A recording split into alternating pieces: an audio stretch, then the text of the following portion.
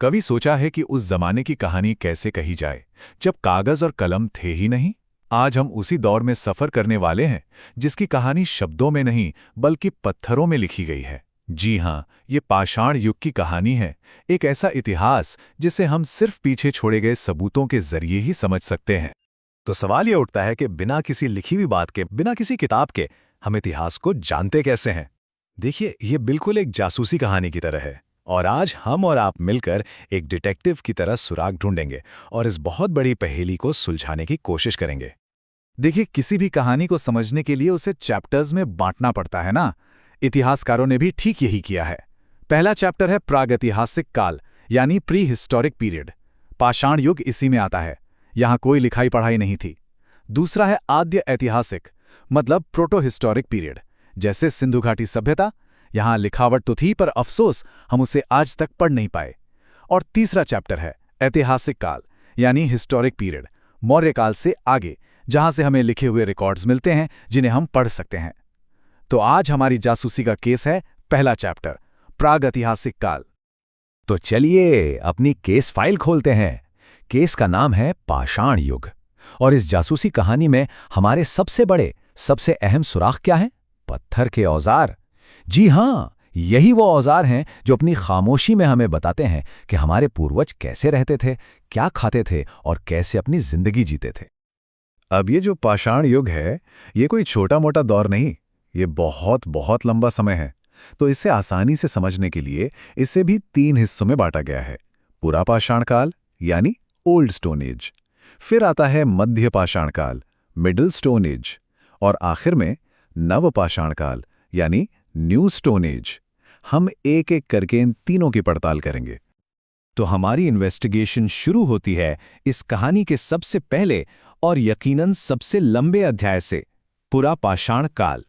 जरा इस नंबर को देखिए, 99%। यकीन होता है इंसान के पूरे इतिहास का 99% हिस्सा सिर्फ और सिर्फ इसी एक दौर में गुजरा है। ये आंकड़ा हमें एहसास दिलाता है कि हम कितने विशाल, कितने गहरे अतीत की बात कर रहे हैं। ये सिर्फ कुछ नामों की लिस्ट नहीं है, ये हमारे बनने की कहानी है। रामापिथेकस से शुरू होकर हम ऑस्ट्रेलोपिथेकस बने, जो आधे इंसान आधे वानर जैसे थे। फिर आए होमो हैबिलिस, जिन्हें हम कह सकते हैं हमारे पहले इंजीनियर, जिन्होंने पत्थर के औजार बनाए। उनके बाद होमो इरेक्टस आए, जिन्होंने आग की जबरदस्त ताकत को काबू करना सीखा। फिर निएंडरथल, जिन्होंने पहली बार अपने लोगों को दफनाने की रस्म शुरू की। और आखिर में हम आए, होमो सेपियंस। अब एक मजेदार बात, जैसे एक जासूस अलग अलग हथियारों से मुजरिमों को पहचानता है, वैसे ही पुरातत्वविद औजारों से अलग अलग कल्चर को पहचानते हैं। भारत में उस दौर की 2 बड़ी टूलकिट्स मिलती हैं। एक सोहन नदी घाटी की, जहां गोल पत्थरों से बने काटने वाले औजार यानी चॉपर चॉपिंग टूल्स मिले, और दूसरी मद्रासियन संस्कृति, जहां रॉबर्ट ब्रूस फूट ने 1863 में पहली बार हाथ की कुल्हाड़ी यानी हैंड एक्स को खोजा था। हमारी जांच में ये एक बहुत बड़ा ब्रेक थ्रू था।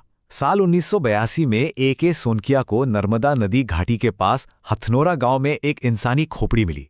ये भारत में मिला पहला मानव जीवाश्म है। मतलब ये उस दौर के लोगों से हमारा सबसे सीधा, सबसे फिजिकल कनेक्शन है। अब फिर एक और जबरदस्त सुराग हाथ लगा, मध्य प्रदेश में भीमबेटका की गुफाएं।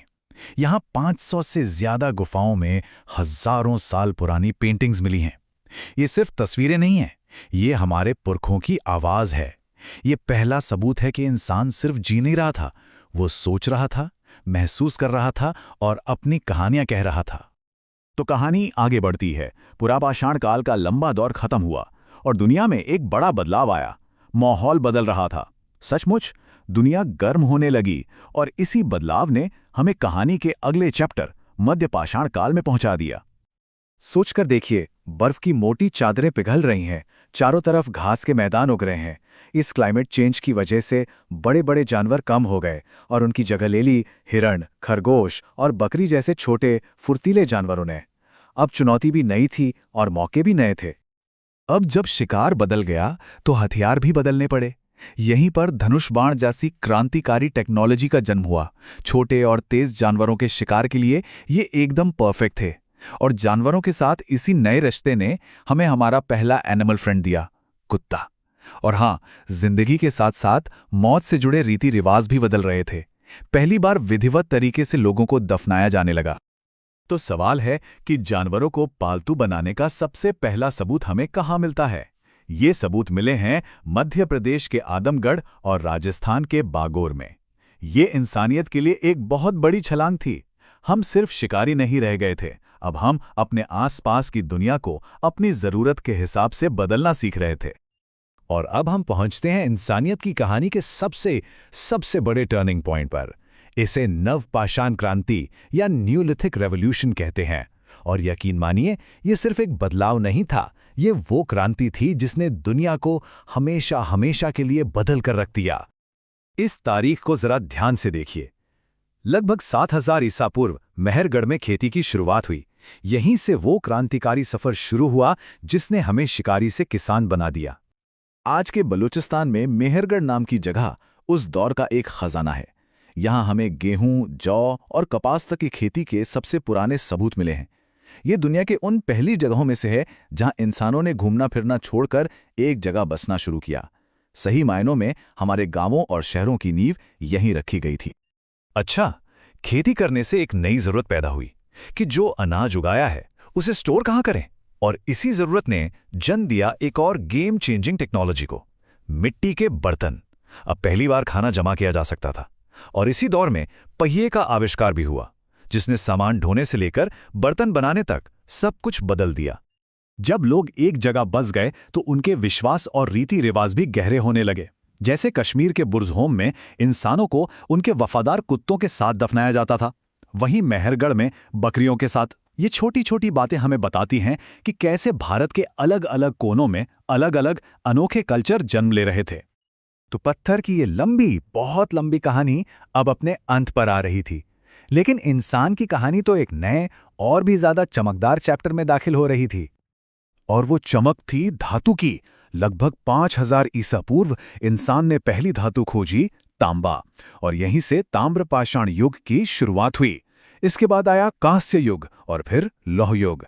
हर नई धातु इंसान को और ज्यादा ताकतवर बना रही थी।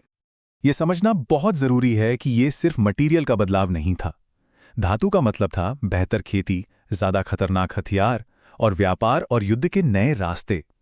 इसने उस दुनिया की नींव रखी जिसमें हम आज रहते हैं। राहुल सांकृत्यायन ने एक बहुत सही बात कही थी कि पुरातात्विक सामग्री इतिहास की सर्वश्रेष्ठ कसौटी है। हमारी आज की ये पूरी पड़ताल इसी एक लाइन का सबूत है। जब लिखे हुए शब्द खामोश हों तो हमारे पूर्वजों की छोड़ी हुई चीजें ही सच बोलती हैं।